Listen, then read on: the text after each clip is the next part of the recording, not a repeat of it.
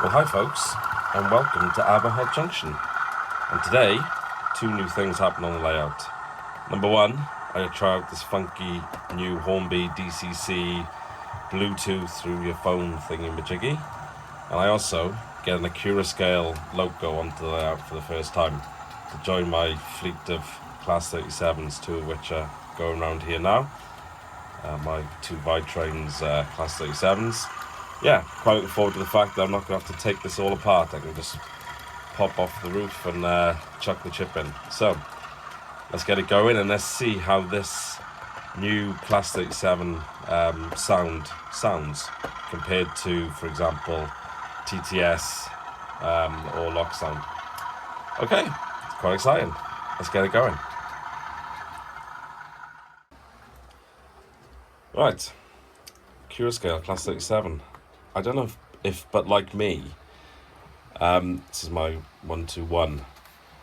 When I first got this, I spent about probably 20 minutes trying to get the body off so I could get the chip in there. It took an age. I popped off little detail bits and all sorts of stuff, and it kind of annoyed me. It was my first loco, and it annoyed me the fact that as soon as you buy this thing, this wasn't that expensive, it was £100, but you know, spending £100 on something and then having to take it apart, I just found that I was quite incredulous about it. So when I heard about Accurascale and their innovative design for putting in DCC chips, I was pleased to punch. You know, let alone the fact there's good detail, it's relatively cheap. The fact that you can just do this, look, and just pop it off, just comes off with magnets, pop the top off, is just unbelievable. I've actually got a couple of the metal bits, the magnets in the actual body missing, but anyway, it doesn't seem to affect how it goes on there. So yeah, that compared to 15 minutes of playing with a brand new loco, that alone I think makes this Accurascale a good manufacturer that you should look at, particularly if you've got big sausage fingers like me. So yeah, all things being equal, yeah, it just seems like a no-brainer. Right, let's get this new funky chip in there and let's see how she goes and sounds. By the way, if you need any assistance with sticking the chip in, what a lovely manual. And these tea stains are just ridiculously good. It's quite hard to find on their website.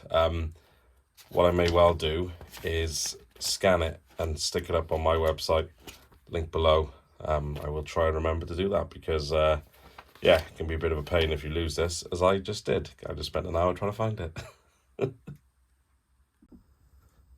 Right, there she is in place. It's a bit tight with all these other connected cables and what have you, but anyway, wow.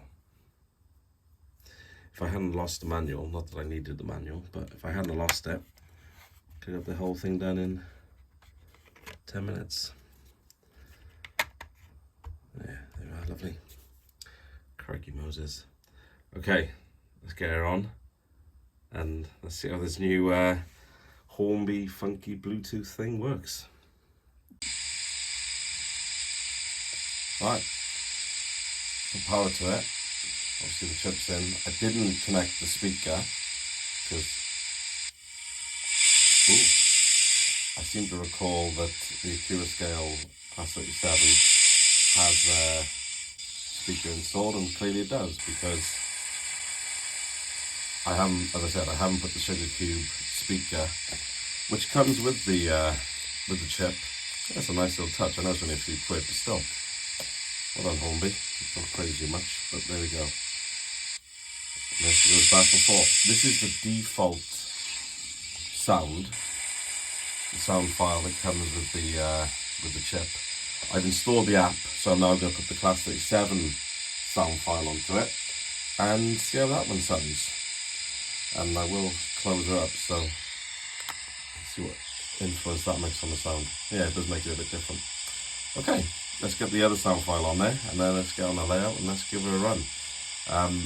I haven't run her in, but just straight out of the packet, straight out of the box, This is how she runs back and forth on my little programming track, which is impressive, I think, is the answer. I like it. Right, let's get the sound file on there and see how she sounds in reality. Right, a quick little segue here. Just explaining how I got the app on my phone and got the sound profile onto my Class 37. So yeah, this is the screens here. You search HM7000, download the app. This was the iOS version, but I'm sure Samsung is fairly similar. When you download it, then it does a quick bit of update in the firmware, or at least mine did. That was fairly self-explanatory. And then, yeah, it links then to your loco. You can see there. You pick your profile. I think it's about 34 profiles to pick from. Click your Class 37, and then it writes the read-only memory. 2 read-only memories onto your loco. Probably takes about 15 minutes. And then they're on there. It's a piece of cake. Obviously, it's not going to satisfy all the aficionados in terms of, you know, specific Class 37s, etc. But, you know, it's a generic Class 37 profile. This is what it looks like then. You've got a screen that you can move it and put the lights on, etc. And here I've got DCC mode enabled, which then means I can control it from my select. Piece of cake, all done in 20 minutes. Right, I've got her on the layout now.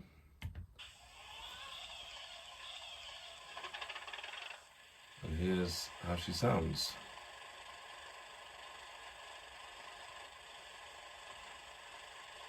Quiet is the answer. Just for comparison's sake, let's bring in my ViTrains Castle, which I love. Let's bring her in. And let's see how she sounds. You can see her there just in the bottom of the frame. Let's bring her back, there we go. Right, so she sounds like this.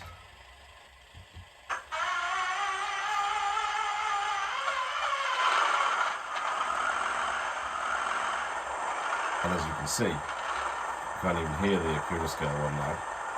This has got a TTS decoder with an iPhone speaker upgrade. Link up there if you want to see how I did that. Yeah, and I've turned her down. There's another video where I show you about doing CVs with the select, Hornby select. And yeah, she's actually quieter.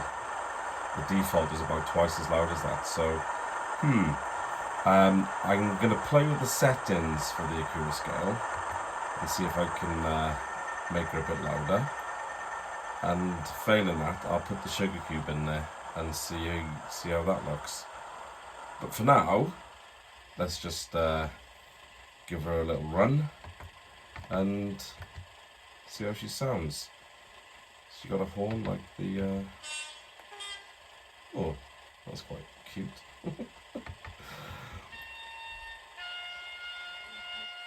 Yeah, that was 2 and 3 respectively. Function 2 and 3. Ooh, some flange squeal and 4. Or brakes at least. Ooh, that's quite nice.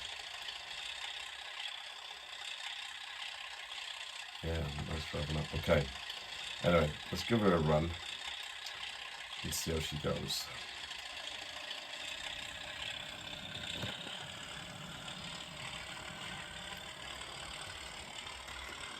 I mean, this is brand spanking new out of the box, I should say.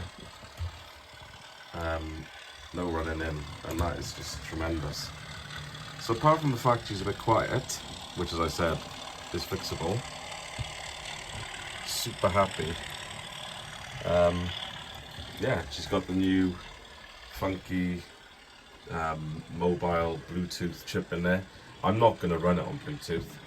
I'm going to run it on my Hornby Select, because I don't actually want to use the mobile. I want to get away from my mobile as much as I can when I'm running trains. Nice. It does sound good, just quite quiet, although with my shed being a small layout, it's probably not the worst thing. I'm going to turn it up a bit, but not a lot. So I was being deafened by the tornado and the Class 37 before. Right, I believe we're running for half hour. Yeah, she's a thing of beauty, for sure.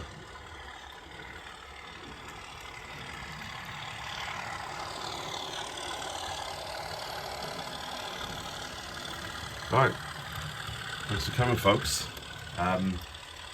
Yeah, so, what are my thoughts? Accurascale Class 37 looks beautiful. Really easy installation of the DCC chip, so that's great. I had a few teething issues, I think mainly because of my layout track work. But that's worth bearing in mind if you're someone like me who likes to go up and down in quite a small space and doesn't lay the best track. Something to think about. She seems fine in this direction, but I'm pretty sure if I ran her the other way she'd come off. So I'm just going to run her this direction. I'm not prototypical in any way. Yeah, and then the Hornby chip, yeah, it's 60 quid, so half the price of an equivalent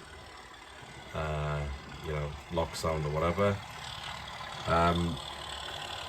You can mix and match, you know, I could go and throw it into my 101 or whatever, and as long as the Hornby app has your sound profile, they're all free, so it's interchangeable. It's an easy way into sound. The app took probably 20 minutes total as a first time using it, and to get the profile over to the loco. Yeah, it was really easy. A lot in this hobby is quite complicated, but putting the chip in and getting her up and running was easy. What it also means is if I can just power the layout, or if my select gets a bit, I don't know, you know, the buttons stop working or whatever, I can actually run the locos from the phone, and I can instantly read and write CVs and stuff. So there's a lot of positives to the app. Ooh, why did that just pause? So yeah, very pleased both with Accurascale and with the app.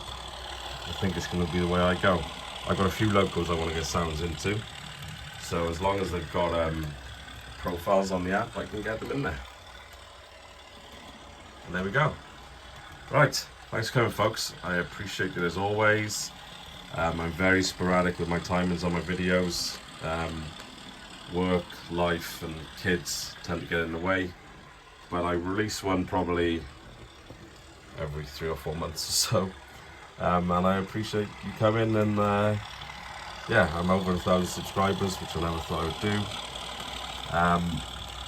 Obviously I'm releasing this, you know, a week after the Hattons and Warley news, and yeah, I'm somewhere in between where, ooh, paused again there, where a few other people are in terms of you know, whether it's a significant issue or not. I think, you know, one of the biggest retailers not going bust, I appreciate, but you know, closing down is significant. I do think, you know, there's a reason they're doing that. You know, they'd sell it as a going concern if they could make millions out of it. Warley, I think, you know, fair play to the people who ran it over the years, and I can understand them wanting to, you know, give that up because it's a big undertaking. But the Hattons one, yeah, it is a slight concern. I mean, I read 3 or 4 modelling magazines, and every month they've got a 2 or 3 page spread at least in most of them. So there's a lot of advertising revenue and what have you that they were given that they now won't.